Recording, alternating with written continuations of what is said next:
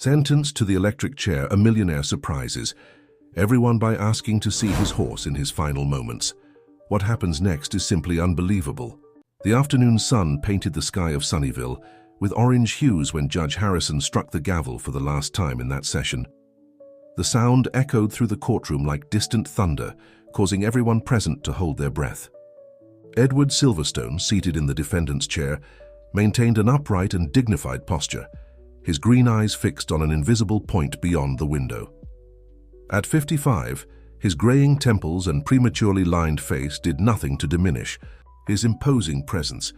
"The defendant is convicted," declared the judge, adjusting his gold-rimmed glasses. The sentence fell like a sharp blade over the courtroom, cutting through the already dense air of tension. Edward, the eccentric millionaire who had been a central figure in Sunnyville for years, remained impassive. Only a slight tremor in his hands, resting on his lap, betrayed the inner storm consuming him. In the front row of the audience, Mrs. Teresa, a white-haired woman with kind eyes, let out a muffled sob. She had known Edward since he was just a boy running through the fields of his parents' farm. Beside her, Richard, a 25-year-old, who had worked on Edward's farm, clenched his fists tightly, his expression a mix of disbelief and outrage. The murmurs that followed the sentence were interrupted by Edward's firm voice. "Your Honor," he said, rising with the elegance that had always characterized him, "I have one final request to make." Judge Harrison, who had already begun gathering his papers, looked up with a mix of irritation and curiosity.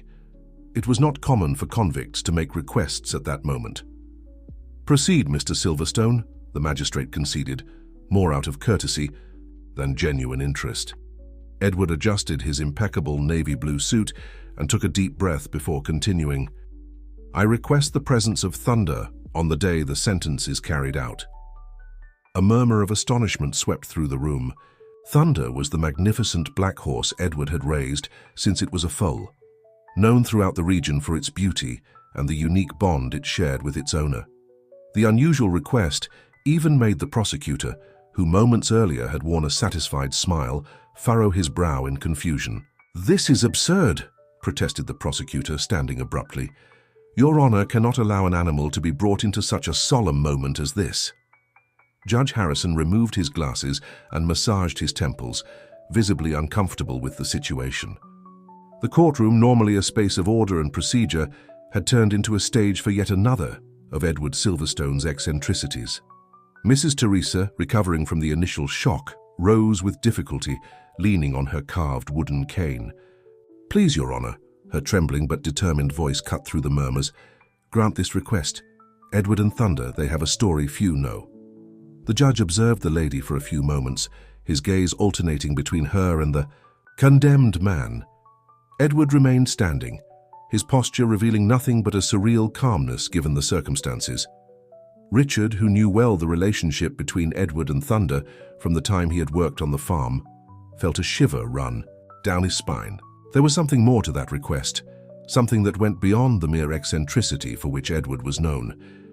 "The court will grant a 48-hour period to consider this unusual request," Judge Harrison finally declared, his voice laden with hesitation. "The decision will be communicated through the appropriate channels." As the bailiffs approached to escort Edward, Mrs. Teresa moved as close as she could to the partition. "Don't worry, my son," she whispered, silent tears streaming down her wrinkled face. "We will fight until the end." Edward cast one last glance at the woman who had watched him grow up, and for the first time since the trial began, a small smile appeared on his lips. It was an enigmatic smile, carrying a secret that only Thunder seemed to know.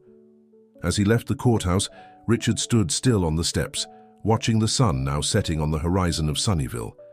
Edward's words about Thunder echoed in his mind, mingling with memories of the days he had spent on the farm. There was something in that story that didn't add up, a mystery that needed to be unraveled before it was too late. If this story interested you, don't forget to subscribe to our channel and give it a like. Tell us which city you're watching from, and we'll continue. The news of Edward Silverstone's unusual request spread through Sunnyville like wildfire. The morning after the trial, the Central Cafe, the town's traditional meeting spot, buzzed with heated discussions about the matter. The establishment, with its old wooden tables and lazily spinning ceiling fans, had turned into a kind of public forum where every resident had their own theory about the true meaning behind the millionaire's request. "He's always been known for his quirks," commented Mr. Julian, the pharmacy owner, sipping his steaming coffee. "But this is too much even for Edward Silverstone." The laughter that followed his remark was interrupted by the arrival of Richard, who entered the cafe with deep bags under his eyes, betraying a sleepless night. "I shouldn't laugh," he said, sitting at a nearby table. "No one here knows Edward and Thunder like I do." His voice carried a mix of exhaustion and determination that made some people lower their eyes, embarrassed. Marlene, the waitress who had worked at the Central Cafe for over 2 decades, approached with a cup of strong coffee. "Here, boy," she offered with a maternal smile. "You look like you need it." As she poured the coffee, she leaned in and whispered, "Mrs. Teresa is looking for you. She said it's urgent." Richard drank the coffee in one gulp and hurried off toward Mrs. Teresa's house, an old building in the historic part of town. The well-kept garden, with its rose bushes in full bloom, contrasted with the heavy atmosphere that had been hanging over Sunnyvale in recent days.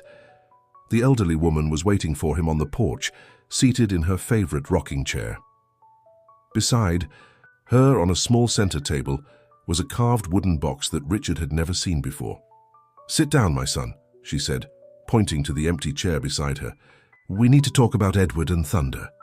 "Do you know something that wasn't said in court?" Richard asked, leaning forward with interest. Mrs. Teresa ran her wrinkled fingers over the lid of the box, her eyes lost in distant memories.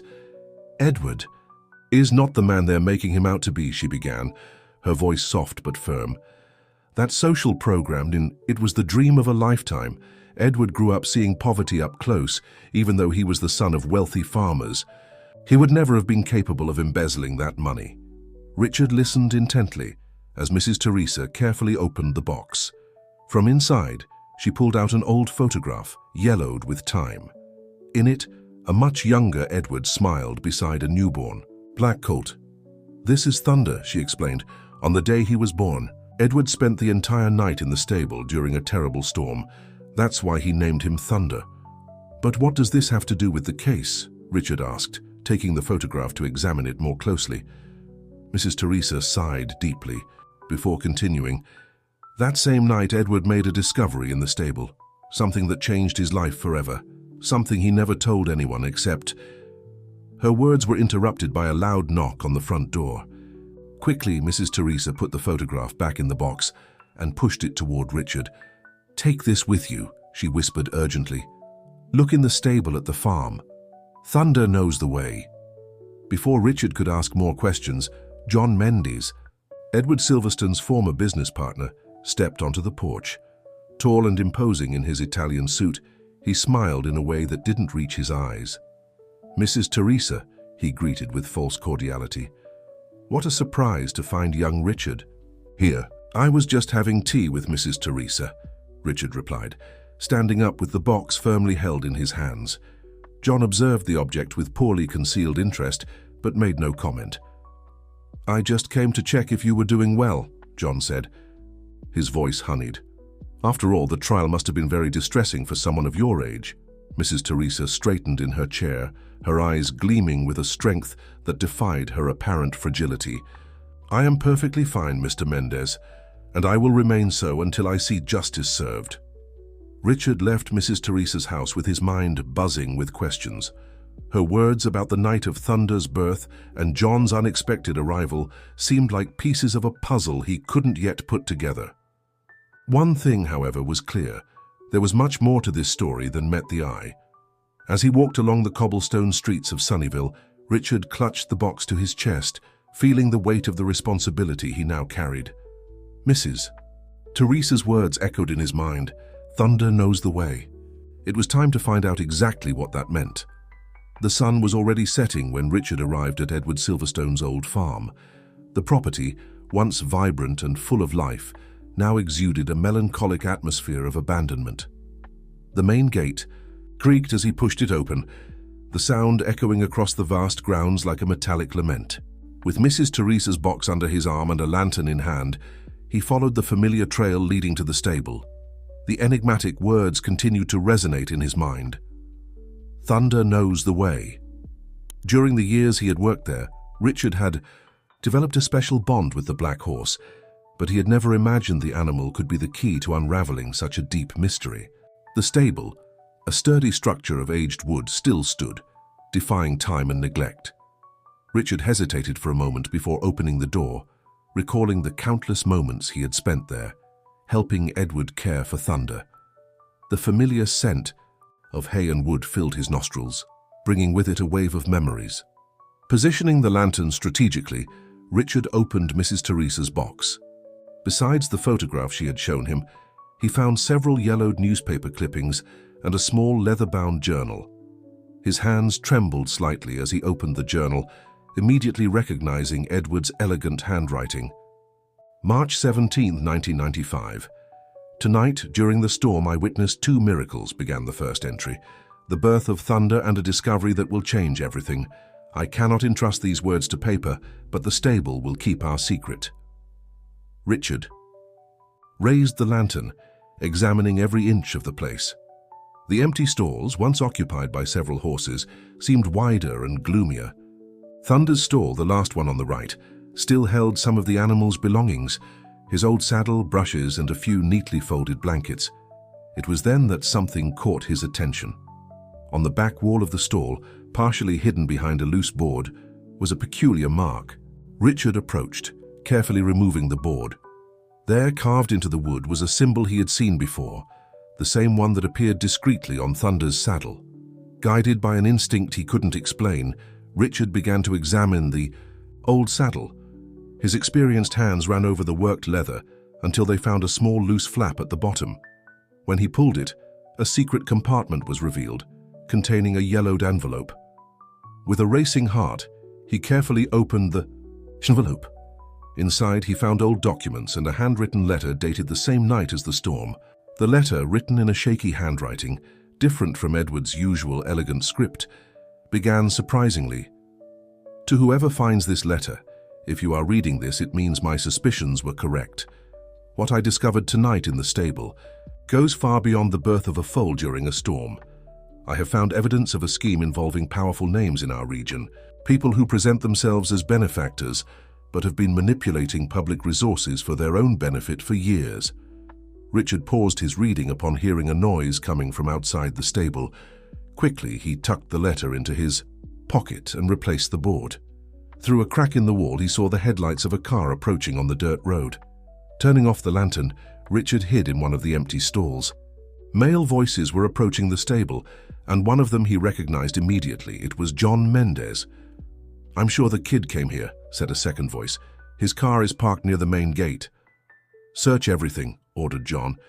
"If you find anything suspicious, bring it to me. Edward may be locked up, but we still have to worry about nosy people."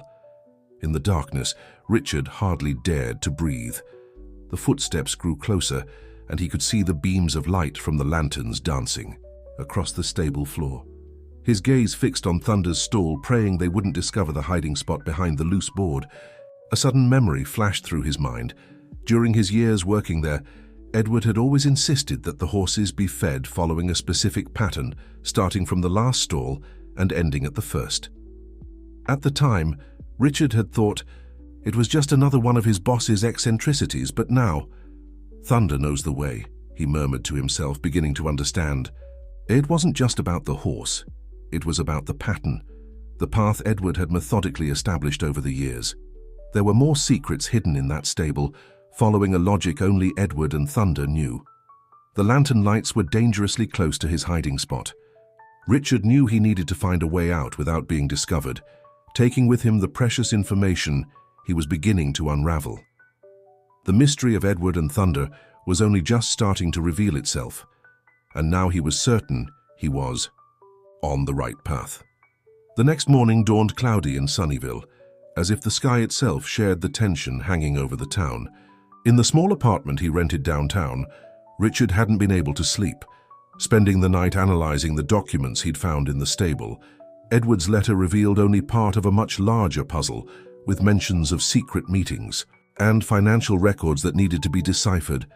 The morning silence was broken by insistent knocks at his door. Cautious after the events of the previous night, Richard hid the documents before answering. To his surprise, he found Marina Santos, a young woman who used to work as a secretary in the social program run by Edward. "I need to talk to you," she said, her voice trembling slightly. "It's about Mr. Silverstone's and what really happened to the program's money." Marina quickly stepped inside, her eyes constantly darting to the window, as if she feared being watched. "Why didn't you show up during the trial?" Richard asked, offering her a cup of coffee to calm her visibly shaken nerves. Marina held the cup with trembling hands, her well-manicured nails gently tapping against the porcelain. "Because I was scared," she replied after a long sip of coffee. "I still am, but after seeing what they did to Mr. Silverstone, after hearing about his request to have Thunder present, I can't stay silent anymore." Marina opened her bag and pulled out a small recording device. "In the months before everything happened, I started to suspect some strange activities. Mr. John always held closed-door meetings with people who weren't part of the program, so I started recording." Richard sat across from her, his heart racing at the possibility of new revelations. Marina pressed play, and John Mendez's voice filled the room. "The social program is perfect for our purposes. Edward is so idealistic. He would never notice. We can use the structure to divert the resources and still make him look like the culprit." "I have more recordings," Marina continued, her voice firmer now. "Meetings where they planned everything, documents that show the real financial movements, but we need to act fast. John has powerful connections and they probably already know I'm here." At that moment, as if to confirm her fears, a black car slowly passed by the street, its dark windows reflecting the morning light. Marina instinctively shrunk back. "I can't go home," she whispered. "They've been watching me since yesterday." "I know a safe place," Richard said, remembering Mrs. Teresa. The lady had a small guest house at the back of her property, rarely used. "But first we need to make copies of all this, and there's something you need to see." Richard retrieved the documents he had found in the stable. As Marina examined them, her eyes widened in recognition. "This explains everything," she exclaimed. "Mr. Silverstone discovered part of the scheme that night, but he had no way to prove it. That's why he started documenting everything methodically, creating a pattern only he and Thunder knew. The horse was his alibi," Richard concluded. "All those nights when Edward was supposedly just taking care of Thunder in the stable. He was gathering evidence," Marina added. "And now I understand why he wants Thunder present. It's not just out of sentimentality. The horse is the key to something bigger." A noise from the street made both of them fall silent. The same black car passed by again, this time more slowly. Richard acted quickly, stashing all the documents in his backpack. "Let's head to Mrs. Teresa's house now. There we can organize everything and plan our next move." As they left the apartment through the back, Marina grabbed Richard's arm. "There's one more thing you need to know," she said, her voice almost a whisper. "In the last meeting I recorded, they mentioned a vault. A hidden vault somewhere on the farm containing something that John fears more than anything." Richard paused for a moment, recalling the feeding pattern of the horses that Edward had insisted on following. "I think I know where to look," he said. "But first we need to ensure your safety and organize this evidence. Time is running out and we can't afford any mistakes."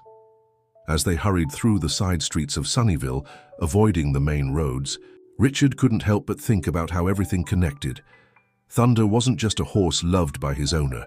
He was a crucial piece in Edward's elaborate plan to protect the truth, a plan that was now finally beginning to unravel.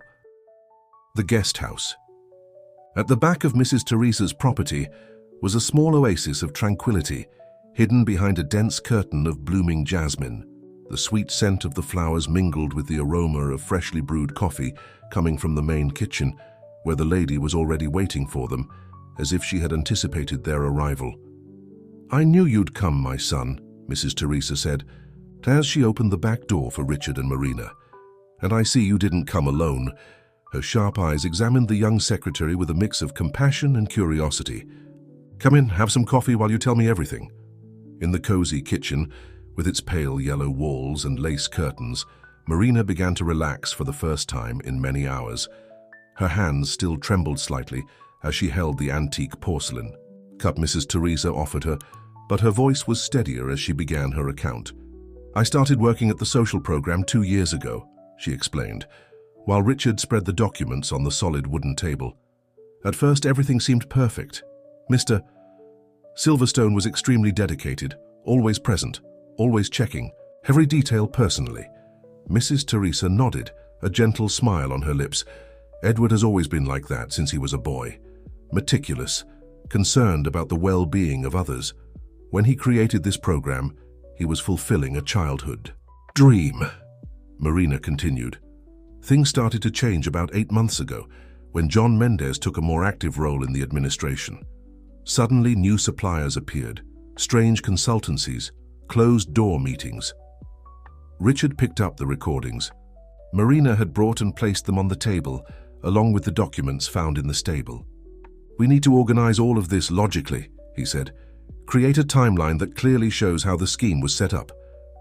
Mrs. Teresa slowly stood up and walked over to an old carved wooden chest in the corner of the kitchen. From inside, she pulled out more papers yellowed with time. "Maybe this will help," she said, returning to the table.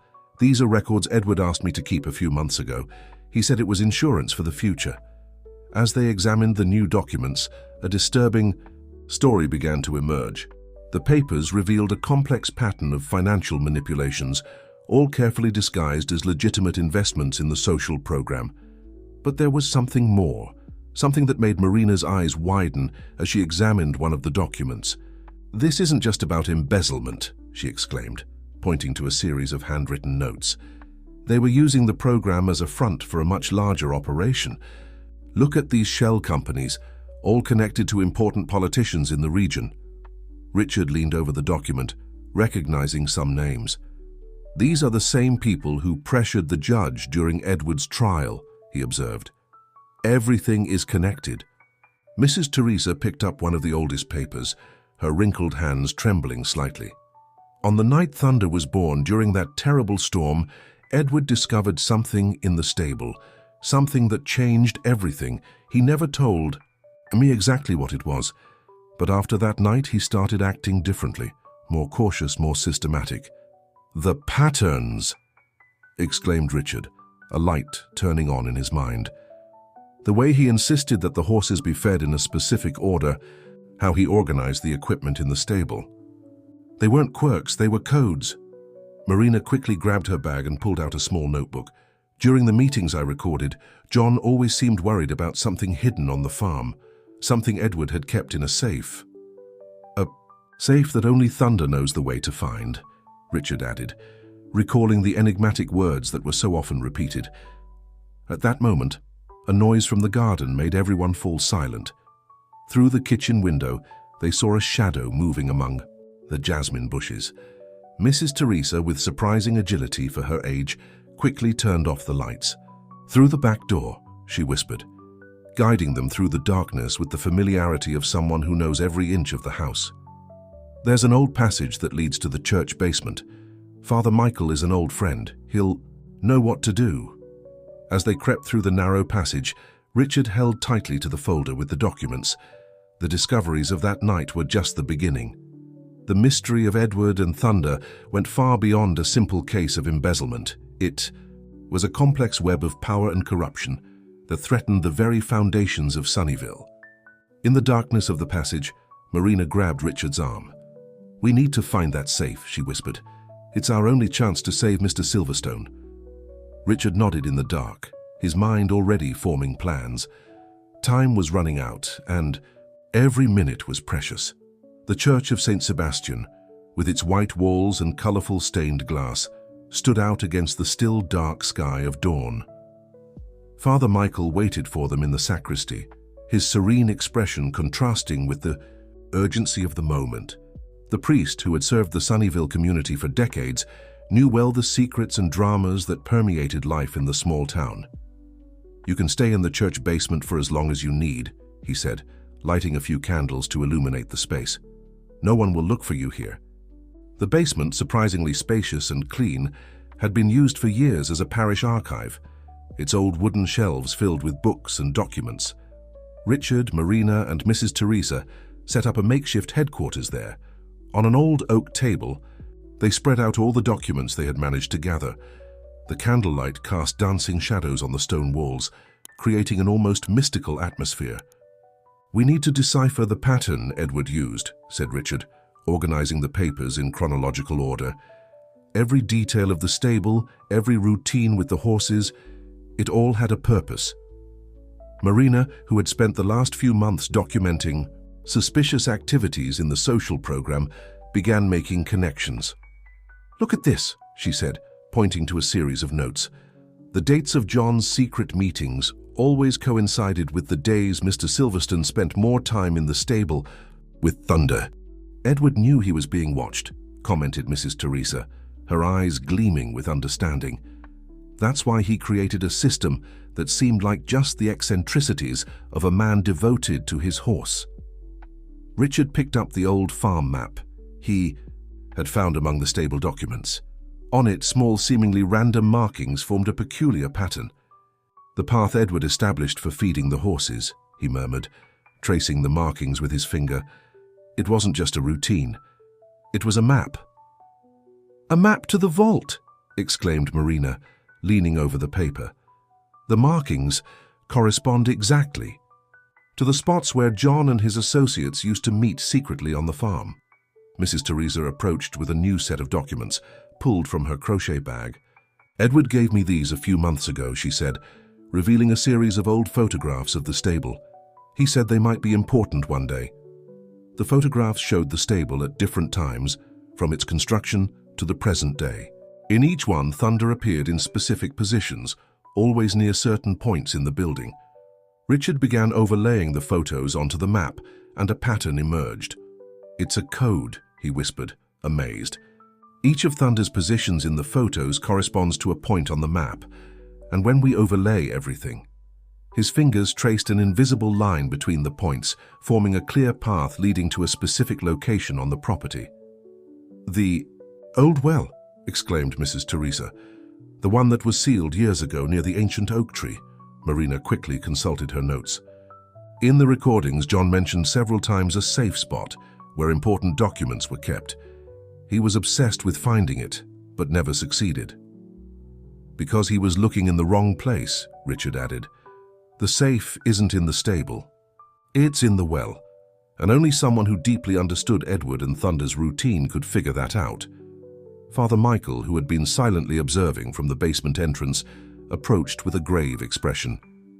"If you're right, you need to act quickly. John has powerful connections and news travels fast in Sunnyvale." Richard nodded, carefully storing the map and photographs. "We need to return to the farm tonight," he said. "It's our only chance to find the evidence that can save Edward." "You can't go alone," declared Mrs. Teresa firmly. "I know every inch of that farm. More importantly, I know all the shortcuts and secret passages Edward used as a child." Marina gathered her recordings and documents. "I have one more thing that might help," she said, pulling a small device from her bag. "It's a GPS tracker. We can use it to mark our exact location, and if something goes wrong, have a record of where we've been." As they planned the details of their nighttime mission, the sun began to rise over Sunnyvale.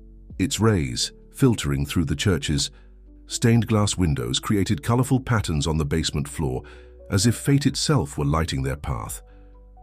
"Thunder knows the way," Richard murmured, recalling the words that now made so much sense. "And tonight, we will too." Night fell over Sunnyvale as three discreet figures moved through the back of Edward's farm. Richard, Marina, and Mrs. Teresa had chosen a secondary entrance, known only to the old staff.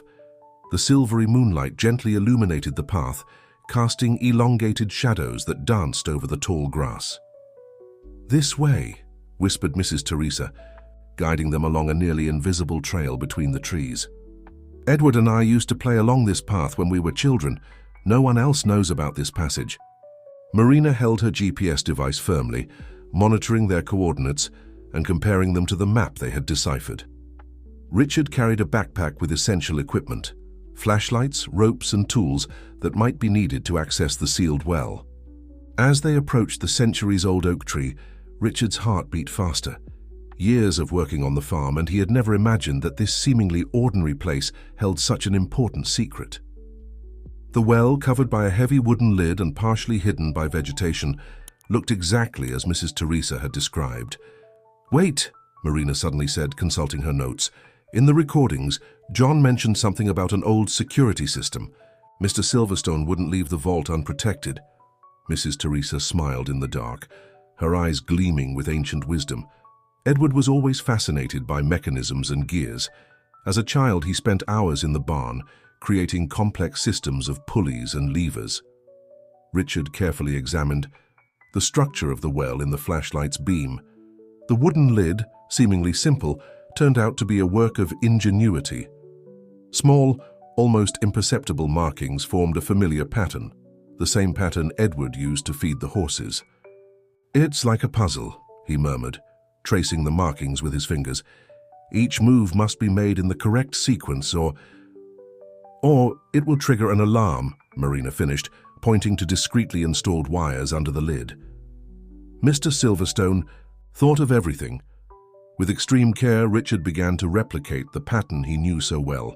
Each movement was calculated, following the same sequence Edward had established in the stable. The old wood creaked softly under his hands, gradually revealing a complex mechanism of locks and counterweights. "It's working," whispered Mrs. Teresa, watching intently, just as Edward would have done. After what felt like an eternity, a soft click indicated that the system had been deactivated. The well lid, now unlocked, revealed a metal ladder spiraling down the stone wall. The flashlight beam showed that the well wasn't as deep as it seemed. About 5 meters below, a small metal platform marked the end of the descent.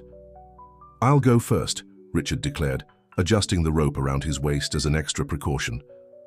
"Marina, you monitor the GPS and keep in touch via radio." "Mrs. Teresa." "Don't even think about leaving me up here, my son," the lady interrupted firmly. "I know Edward better than anyone. I can see things you might not notice." The descent was tense, each step of the old staircase tested carefully before bearing weight. When they finally reached the platform, they discovered it led to a small chamber carved into the wall of the well. There, partially embedded in the rock, was an old safe with a digital panel. "A digital safe in an ancient well," Marina observed, surprised. Mr. Silverstone really thought of every detail. Richard examined the panel, noting that it required a 6-digit sequence. "The code must have something to do with thunder," he said thoughtfully. "Everything in this system is connected to the horse in some way." Mrs. Teresa approached the safe, her eyes fixed on the panel. "The date," she said softly. "The night of the storm, when thunder was born. Edward always said that night changed everything." With trembling fingers, Richard entered the date, 1/17/0395. The panel flashed green, and a soft hiss of depressurization indicated that the safe was opening. The interior revealed several neatly organized folders and a sealed envelope with the inscription, "Open only in case of extreme necessity," in Edward's elegant handwriting. As Richard began to examine the documents, a noise above them made everyone freeze. Voices and footsteps approached the well. Flashlight beams danced in the opening above, and the authoritative voice of John Mendes echoed through the night. "They must be here somewhere. Check every inch of the property." Marina quickly turned off her flashlight, leaving only a small emergency light. In the confined space of the secret chamber, the three exchanged glances, knowing they were trapped. The safe held the answers they were seeking, but now they needed to find a way out without being discovered. "There's another way out," whispered Mrs. Teresa so softly they could barely hear her. "Edward would never build a hideout without an escape route. We just need to find it before they find us." In the cramped space of the secret chamber, Richard, Marina, and Mrs. Teresa remained absolutely still, their hearts racing as the voices above grew closer and closer. The dim light from the emergency lantern barely illuminated the documents they had found, but it was enough for them to continue their desperate search for an alternative way out. "Edward always said we should pay attention to the details," whispered Mrs. Teresa, her aged fingers sliding along the stone wall. "Nothing here is by chance." Marina, meanwhile, began quickly examining the documents from the safe, her eyes widening as she absorbed the information. "This is incredible," she murmured. "Mr. Silverstone didn't just document the scheme, he mapped out the entire network of connections. There are years of investigation here." Richard, dividing his attention between the search for an exit and the documents, picked up the sealed envelope with the special inscription. Carefully, trying not to make noise, he opened it and began reading the letter inside. "To whoever finds this evidence, if you are reading this, it means my suspicions have been confirmed. The social program I created with so much care has become the target of a scheme much larger than simple embezzlement. John Mendez is not acting alone. He is merely the visible face of an organization that has been manipulating the development of our region for years. I discovered this on the night Thunder was born. While waiting in the stable during the storm, I witnessed a secret meeting. I saw documents, heard confessions. Since then, I have been documenting every move, every suspicious transaction. The system I created with Thunder is not just a set of eccentric quirks. It is a living code, a method to record and protect the truth. But the most important evidence is in the banking records. John didn't just divert funds from the social program, he created a network of shell companies to funnel public funds from across the region. The documents in this safe prove every transaction, every connection." The reading was interrupted by a metallic sound above them. Someone was trying to open the well cover. "Over here," whispered Mrs. Teresa suddenly, pressing a specific point on the wall. With a soft click, a section of the rock moved, revealing a narrow tunnel. "Edward showed me this once, many years ago. It leads to the creek, behind the property." With no time to hesitate, Marina quickly stored the documents in her waterproof bag, while Richard gathered the most crucial evidence. The sound of voices and footsteps grew closer. They entered the tunnel just as the well cover was removed. The passage was narrow and damp, but clearly maintained over the years. Small marks on the walls, similar to those in the stable, guided the way. As they advanced through the tunnel, Marina continued examining the documents with her small flashlight. "There's something here about a specific meeting," she whispered. "A night when John and his associates discussed the entire scheme, unaware they were being recorded." "The recording?" Richard exclaimed in a low voice. "It must be the same one you partially obtained. Edward must have the full version somewhere." Teresa, who was leading the group through the tunnel, suddenly stopped. "In Thunder's saddle," she said. "That secret compartment you found, Richard. There must be more there." The tunnel began to slope upward gradually, and the sound of running water grew louder.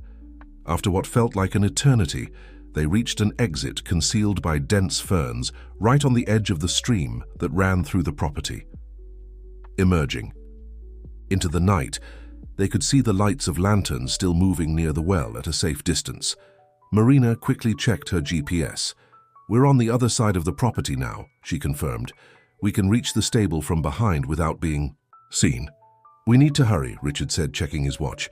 "There are less than 48 hours left until the deadline, and we still need to find the full recording." Teresa gripped Richard's arm with surprising strength. "There's one more thing you need to know," she said, her voice trembling slightly. "On the night of the storm when Thunder was born, I was also at the farm. Edward wasn't alone when he made his discovery." Marina and Richard looked at the woman in surprise. "You knew all this time?" Marina asked. "Not everything," replied Mrs. Teresa. "Just enough to understand why Edward did what he did and why he insists so much on Thunder's presence. The horse isn't just a symbol, he's a witness. And there's something in his saddle that could change everything." As they sneaked through the property toward the stable, Richard couldn't help but think about how everything connected. Each piece of the puzzle Edward had created was finally falling into place. Now the race against time was more crucial than ever. "Dawn is approaching," Marina observed, looking at the horizon that was beginning to brighten. "And with it, our last chance to save Mr. Silverstone. If this story has interested you, don't forget to subscribe to our channel and give it a like. Tell us which city you're watching us from, and let's continue." The first ray of morning sunlight found Richard, Marina and Mrs. Teresa quietly entering the stable of the prison where Thunder was housed. The black horse, recognizing Richard, neighed softly as if understanding the need for discretion. "Easy, buddy," whispered Richard, stroking the animal's neck. "We need your help once again." Marina stood guard near the door, while Mrs. Teresa watched every movement in the stable with keen eyes. Thunder's old saddle was stored on a stand near his stall. Richard examined it meticulously, searching for any detail that might have been missed in his previous inspection. The hidden compartment he had found before seemed to be just the beginning. "Edward always said that true security lies in simplicity," Mrs. Teresa commented, stepping closer. "People look for complex systems, but sometimes the answer is right, in front of their eyes." Marina joined them, bringing the documents found in the safe. "In the records there are several mentions of a final proof," she said, consulting the notes. "Something Mr. Silverstone described as the piece that completes the puzzle." Richard flipped the saddle over, examining its underside. The worked leather featured decorative patterns that, at first glance, seemed merely ornamental. But there was something familiar about those designs. "The patterns," he exclaimed in a low voice. "They're the same ones from the farm stable, but in miniature." His fingers traced the lines of the drawing, feeling small irregularities beneath.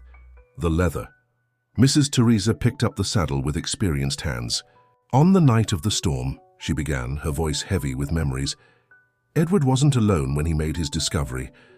I was helping him with Thunder's birth when we heard voices coming from the old part of the stable."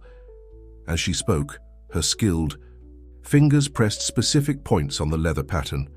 With a soft click, a new compartment was revealed, even more hidden than the first. "John and his associates were so focused on their meeting that they didn't notice our presence," she continued. "Edward recorded everything.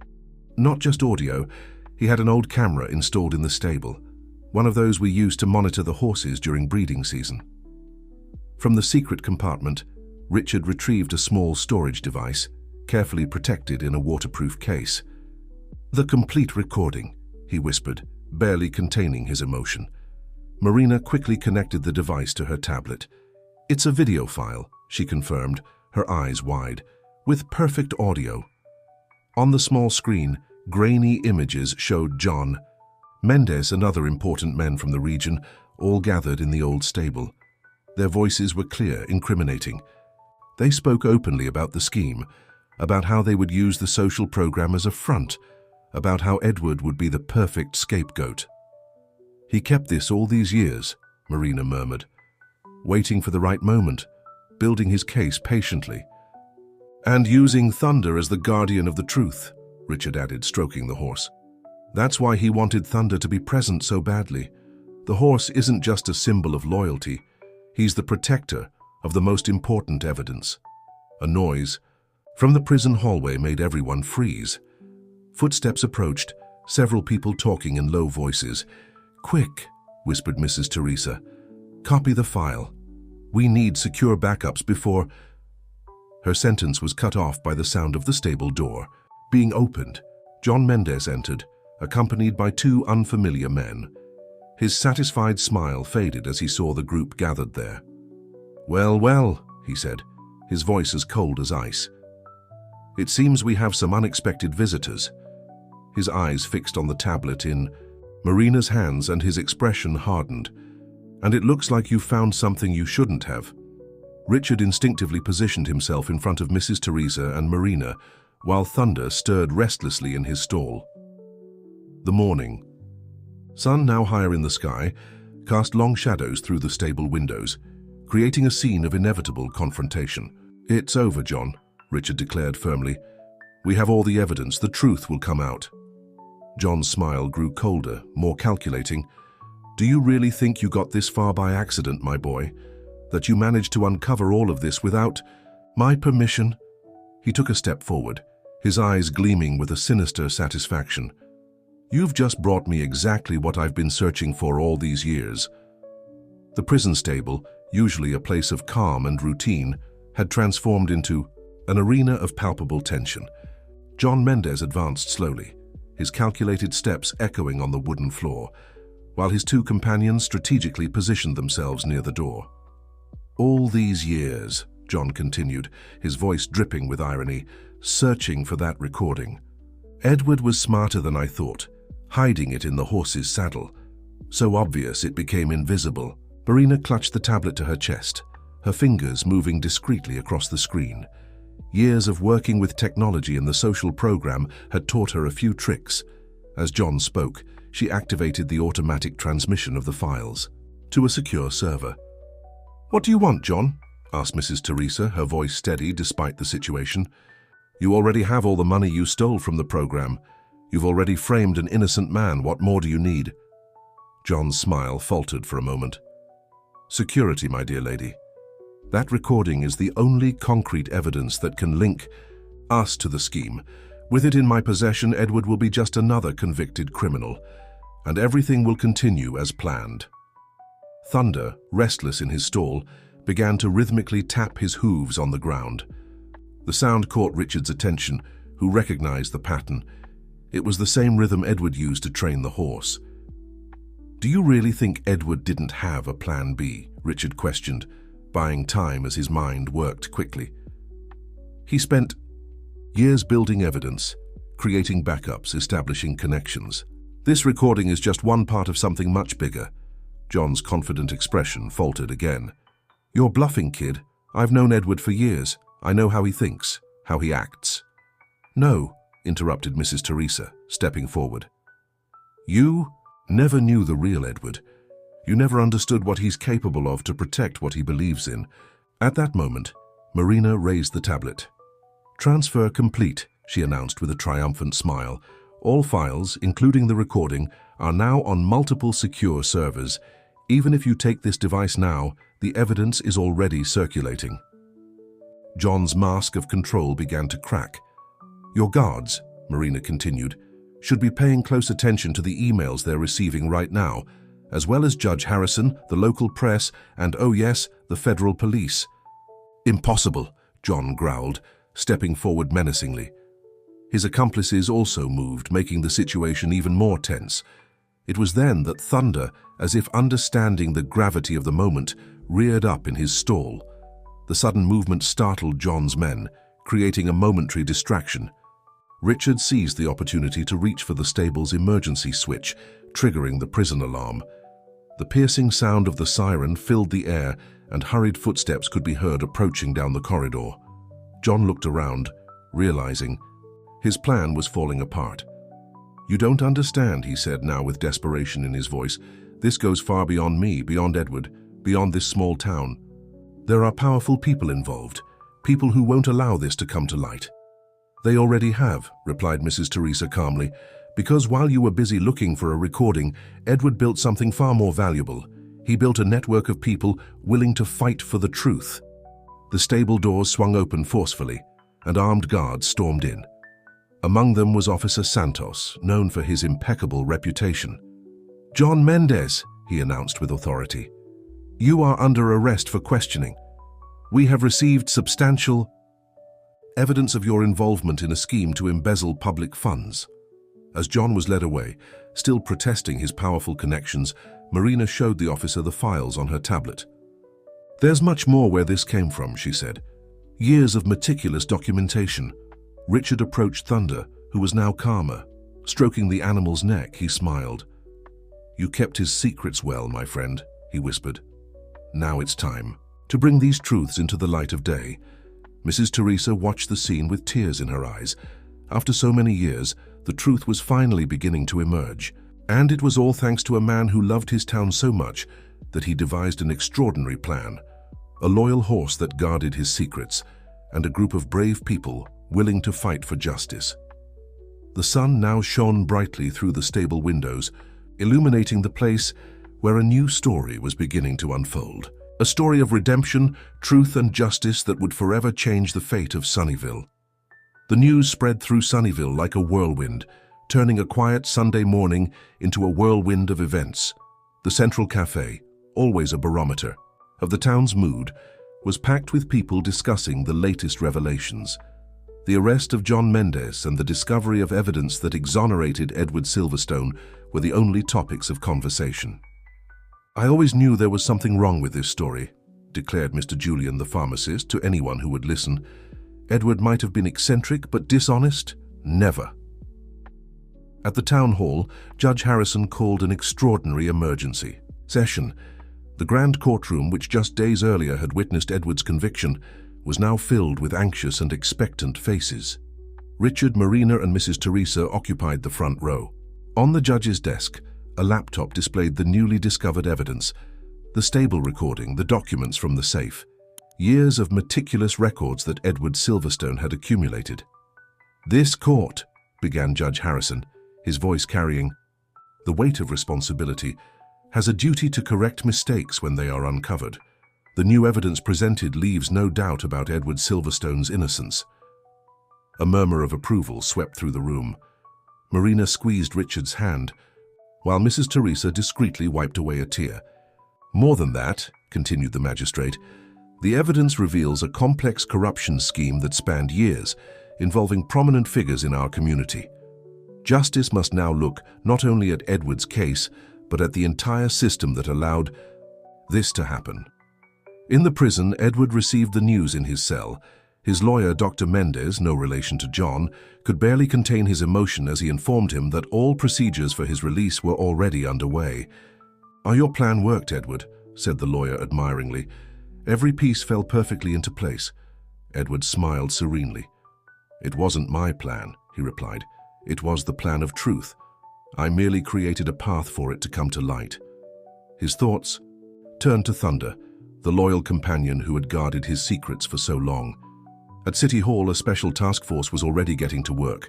The social program, temporarily suspended after the scandal, would be completely restructured.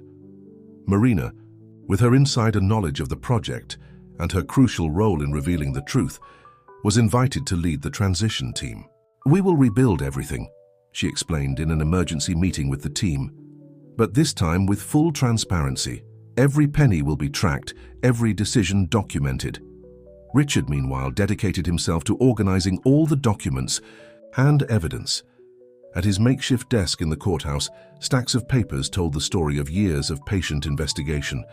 Edward's notes revealed not only the corruption scheme, but also a deep love for Sunnyville and its inhabitants. "He thought of everything," Richard commented to Mrs. Teresa, who was helping him organize the files. "Every document has a backup. Every piece of evidence is connected to others. It's like a perfectly woven web." The lady smiled, her eyes shining with wisdom. "Edward always said that the truth is like a seed. It needs time and care to grow. He planted these seeds over the years, nurtured them with patience, and now we are seeing the fruits." At the end of that historic afternoon, a small crowd gathered in front of the prison. The sun was setting on the horizon, painting the sky with shades of orange and pink, when the doors opened. Edward emerged, still wearing his impeccable suit, though now a bit looser due to the days of confinement. His first gesture was to walk straight to the makeshift stable where Thunder was housed. The black horse neighed softly upon seeing his owner, and Edward hugged his neck, whispering words that only the two of them could understand.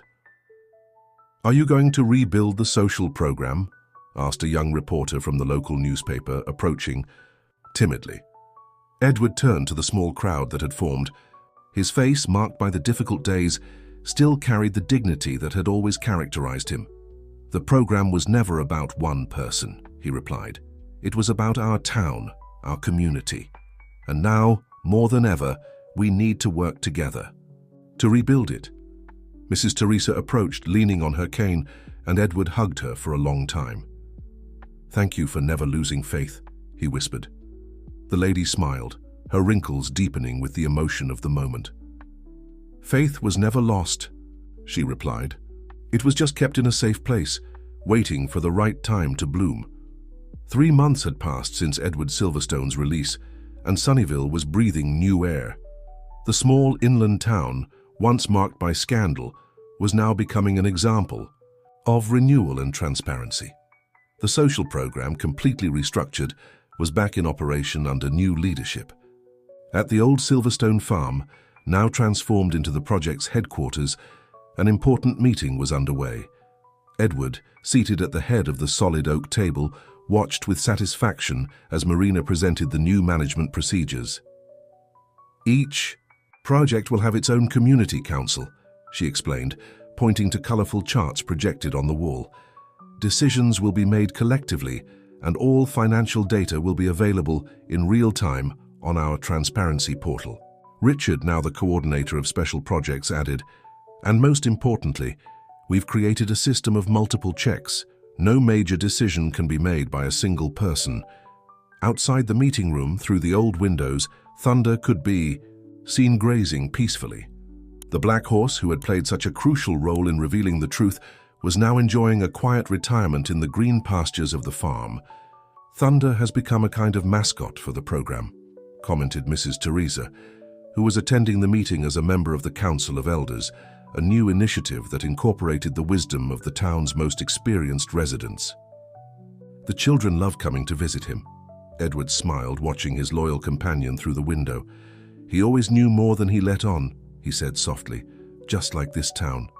There was so much strength here, so much potential for change. We just needed an opportunity to show it.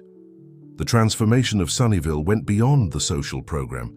The exposure of the corruption scheme triggered a wave of renewal throughout the public administration. New control mechanisms were implemented, and public participation in important decisions became a requirement, not just a suggestion.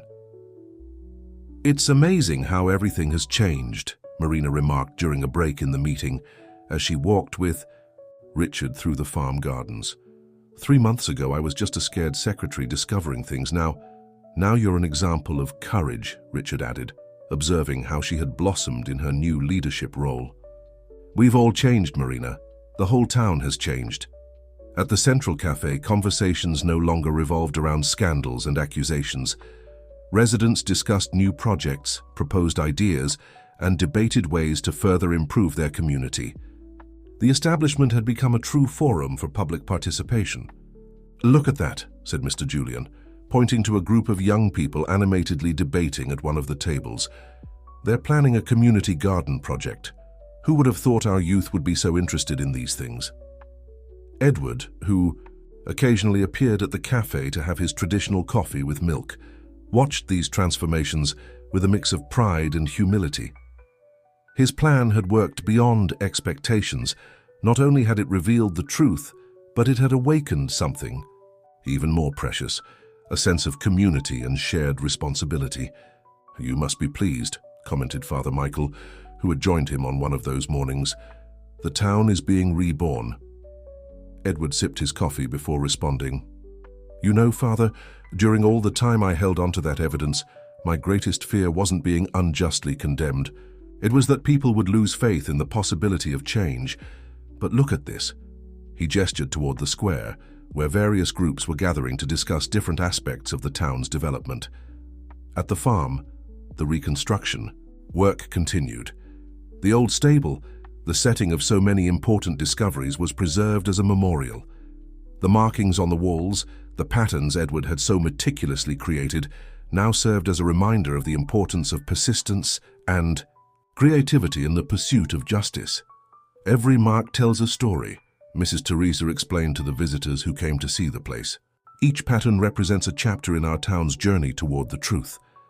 At the end of another productive day, Edward walked through the pastures with Thunder by his side. The sun set on the horizon, painting the sky with the same colors that had witnessed so many crucial moments of that extraordinary story. You know, my friend, he whispered to the horse, sometimes the longest path is the most necessary one. You taught me that. Thunder neighed softly as if in agreement, while the first stars began to dot the sky of Sunnyville, a town that had learned that the truth, when nurtured with patience and courage, always finds its way to the light. Spring arrived in Sunnyville, bringing not only flowers but also the fruits of the changes planted in recent months. The social program, now a model of transparent management, attracted visitors from neighboring towns interested in replicating its success. Marina, in her new office at the program's headquarters, welcomed a delegation of public managers from a nearby city. Her transformation from a fearful secretary to a respected leader was remarkable, and her knowledge of transparent social management impressed everyone. The secret isn't just in the procedures, she explained, guiding the group through the corridors of the administrative center, but in the effective participation of the community. Every decision is discussed, every penny is tracked, and everyone has a voice in the process. Outside, in the renovated gardens of the old farm, Richard supervised the installation of a new community space. The place, named Thunder Square, would be a meeting point where people could gather to discuss projects and share ideas. People need a place to come together, to build together, he explained to the workers, adjusting the final details of the landscaping project. That's how we managed to change everything, by working together. Edward, who watched the construction from afar, smiled with satisfaction. His office at the farm, once a place of solitary decisions, now buzzed with the energy of young people, engaged in various social projects. The walls, once decorated with diplomas and certificates, now displayed photographs of the new community initiatives. "You know what impresses me the most?" he commented to Mrs. Teresa, who had come to bring her traditional cheese bread for the afternoon snack. "How people discovered their own strength. They no longer need a savior. They themselves are the protagonists of change." The lady nodded, watching through the window a group of children participating in a gardening workshop. "It's as you always said, Edward. Real change comes from within, growing like a well-planted seed." In the stable, now transformed into an educational space, Thunder received regular visits from school groups. The horse, with his majestic presence, had become a living symbol of resilience and hope. The children loved hearing his story, enthusiastically told by Richard. "And that's how Thunder helped save our town," he concluded another storytelling session, while the young listeners gazed in awe at the black horse. "He taught us that sometimes we need to be patient and trust the process." Marina, who was passing by at that moment, stopped to observe the scene. Her relationship with Richard had blossomed during the months of working together, evolving into something beyond a professional partnership. They shared not only a love for social work, but also a vision of a better future for Sunnyvale. "The kids love this story," she commented, approaching Richard after the school group had left. "It's amazing how something so difficult can turn into such a beautiful lesson." In the town center, the Central Cafe remained the preferred meeting spot for residents, but the conversations now had a different tone. Julian, who used to spend his mornings gossiping, now coordinated a group of volunteers helping small business owners formalize their businesses. "Who would have thought," he laughed, serving coffee to his project companions, "that at 70, I'd become a business consultant? Life never stops surprising us." Judge Harrison, who frequently attended community meetings, had become one of the biggest enthusiasts of the new management model. His experience with Edward's case had profoundly changed him, making him rethink his approach to justice.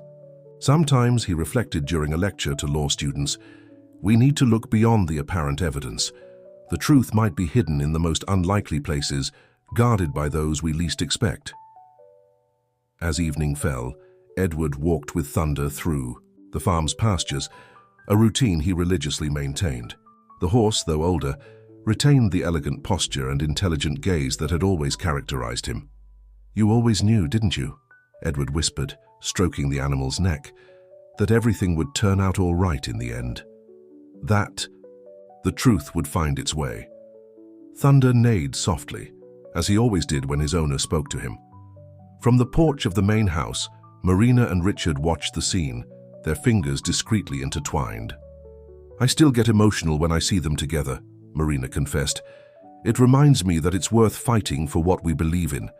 Richard smiled, gently squeezing her hand, and to think it all started with what seemed like an eccentric request, to have a horse present at a crucial moment. Sometimes the greatest mysteries have the simplest solutions. The sun was setting on the horizon of Sunnyvale, painting the sky with shades of pink and orange. The town, once marked by secrets and distrust, now breathed an air of renewal and hope. The story of Edward and Thunder had become more than a tale of redemption. It was a constant reminder that the truth, when nurtured with patience and courage, always finds a way to come to light. The first anniversary of the social program's revival was approaching, and Sunnyvale was preparing for a special celebration. The date not only marked the resumption of the project, but symbolized the complete transformation of a community that had learned to trust in its own power to change. At the farm, now officially transformed into the Thunder Community Center, preparations for the event were in full swing. Marina was coordinating an enthusiastic team, organizing performances that would tell the story of the town's transformation through the arts. Each performance represents a different part of our journey, she explained during a planning meeting. From the children in the music project to the artisans in the creative economy program, everyone has a story to tell. Richard, who had become the official guardian of the project's memory, was working on organizing a photo exhibition documenting the town's transformation. The images, arranged chronologically, told a story of overcoming and renewal. "It's impressive to see the contrast," he commented to Edward as they arranged the final photographs. "It's not just the physical changes in the town, but the transformation in people's eyes. There's more hope now." Edward, who had gradually stepped back from direct management of the program to make room for new leaders, was now dedicating himself to a special project, creating a transparent management manual that could be shared with other towns. "What happened in Sunnyvale can't stay confined to us," he explained during a video conference with managers from other regions. "The transformation we experienced can and should be replicated, adapted to different realities." Mrs. Teresa, who remained active on the Council of Elders, had become a kind of living conscience of the project. Her wisdom, tempered by years of experience and love for the community, guided many of the important decisions. "Do you know what makes me most proud?" she said during a council meeting. "Seeing how our children now grow up believing they can make a difference. They don't need to leave town to achieve their dreams, they can build them right here." In the historic stable, now a living museum, Thunder remained a striking presence. Though older, he maintained his dignity and stood as a living symbol of resilience and perseverance. His story was told and retold, inspiring new generations. "It's amazing how a horse can teach so much about integrity and loyalty," reflected Richard, watching a group of visitors marvel at the animal. "Thunder showed us that sometimes the most faithful guardians of truth are those who cannot speak." Marina, who had developed a civic education program in schools, saw in the children's eyes the same spark of hope that had motivated her to fight for the truth a year earlier. "You are the true agents of change," she told the students. The story of Thunder and Edward taught us that each of us has an important role in building a better community. Judge Harrison, who had become a staunch advocate for restorative justice, often cited the case of Sunnyvale in his lectures as an example of how truth can transform an entire community. "What we experienced here," he explained, "was not just the correction of a judicial error, it was the awakening of a town to its own potential for transformation." On the eve of the celebration, Edward took his usual walk with Thunder through the pasture. The sun was setting on the horizon, painting the sky with colors reminiscent of that stormy night so many years ago when it all began. "You were always more than a friend, Thunder," he said softly. "You were a guardian of truth, a symbol of hope. Your story will continue to inspire people long after we're gone." From the new Thunder Square, where the final preparations for the next day's festivities were being completed, the sound of music and laughter could be heard. The town buzzed with renewed energy, a mix of pride for the journey taken and hope for the future that lay ahead. Marina and Richard, watching the last rays of sunlight on that significant day, shared a moment of reflection. "To think it all started with a seemingly impossible request," said Marina, smiling, "and ended up transforming not just a town, but the lives of everyone who is part of it," Richard added. "Some stories are so extraordinary that they need to be lived to be believed." The twilight painted the sky of Sunnyvale as the town prepared to celebrate not just an anniversary, but the rebirth of a community that had learned the most valuable lesson. That truth, when guarded with love and defended with courage, has the power to transform not only individual destinies, but the heart of an entire town. The sun rose over Sunnyvale, marking the day of the grand celebration of the first anniversary of the town's transformation. The Thunder Community Center, once the Silverstone family's farm, was decorated with colorful banners and wildflowers. The aroma of fresh coffee and homemade bread mingled with the scent of roses from the garden, where hundreds of chairs had been arranged for the special ceremony. Edward watched the final preparations from his old porch, now a shared space for everyone. Thunder grazed peacefully in the nearby field, his black coat gleaming under the golden morning light. The horse, though older, maintained the same dignity that had characterized him all those years as the silent guardian of truth. "I still wonder if you knew from the beginning that it would all end like this," Edward murmured to his faithful companion. In response, Thunder lifted his head and whinnied softly, his wise eyes meeting those of his former owner. Marina and Richard arrived early, bringing the final touches for the exhibit that told the story of the town's transformation. The photographs, documents, and newspaper clippings formed a powerful visual narrative, starting with the dark days of the scandal and culminating in the vibrant images of new community projects. "It's amazing how a story that began with so much sadness could turn into something so beautiful," Marina commented, adjusting a photograph that showed children playing in the new Thunder Square. Mrs. Teresa arrived shortly after, leaning on her inseparable cane, carrying an old box under her arm. "I found a few more things that need to be part of the exhibit," she said, revealing yellowed photographs of a young Edward with a newborn Thunder. Gradually, the community began to arrive. Entire families, elders, young people, children, all dressed in their best clothes, bringing dishes for the big communal lunch that would take place after the ceremony. The Central Cafe had taken charge of providing coffee and treats for everyone, with Mr. Julian personally overseeing the distribution. When the clock struck 10, Edward stepped onto the small stage set up in the garden. Beside him, Marina, Richard, and Mrs. Teresa occupied seats of honor. Thunder had been brought close as a silent witness to this historic moment. "A year ago," Edward began, his clear voice reaching every corner of the garden, "many thought this would be a story of defeat. Some even suggested that my request to have Thunder present at that crucial moment was just another eccentricity of a desperate man." Her gentle smile lit up his face before he continued, "But Thunder was never just a horse, just as Sunnyville was never just a small rural town. What we lived here, what we built together, goes far beyond a simple story of redemption."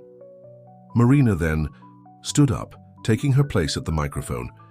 "The real treasure we discovered wasn't hidden in a vault or in secret documents.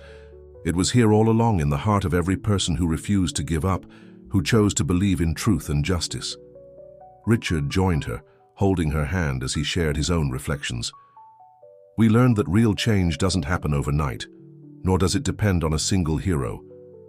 It grows slowly like a well-planted seed, nurtured by the courage and determination of an entire community."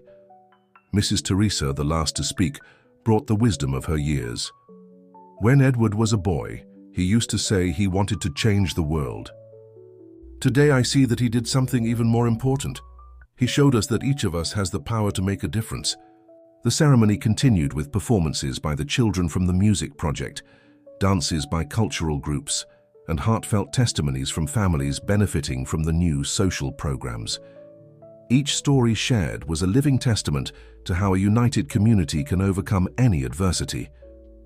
By late afternoon, as the sun began to set on the horizon, Edward took his final walk with Thunder through the farm fields. The horse, as always, followed his steps with a loyalty that transcended human understanding. "You know, my friend," Edward said, stopping to gaze at the town spread out below them, "some treasures can't be kept in vaults or protected by security systems. The real treasures are the bonds we create, the truths we stand for, the lives we touch." Thunder whinnied softly, as if in agreement. At the community center, the lights began to turn on for the party that would continue late into the night. Music and laughter filled the air, mingling with the aroma of homemade food and fresh coffee. Marina and Richard, hand in hand, watched the scene from the porch. "And to think it all started with a horse," Marina smiled. "No," Richard gently corrected. "It started with love. Love for a town, for its people, for the truth. The rest was a consequence." Mrs. Teresa, seated in her favorite chair, watched everything with eyes brimming with emotion. "Sunnyville," she murmured, "has finally found its true treasure." The sun set on the horizon, painting the sky with colors reminiscent of that stormy night so many years ago when it all began. But now, instead of thunder and darkness, there was only light, music, and the certainty that some stories don't need an ending.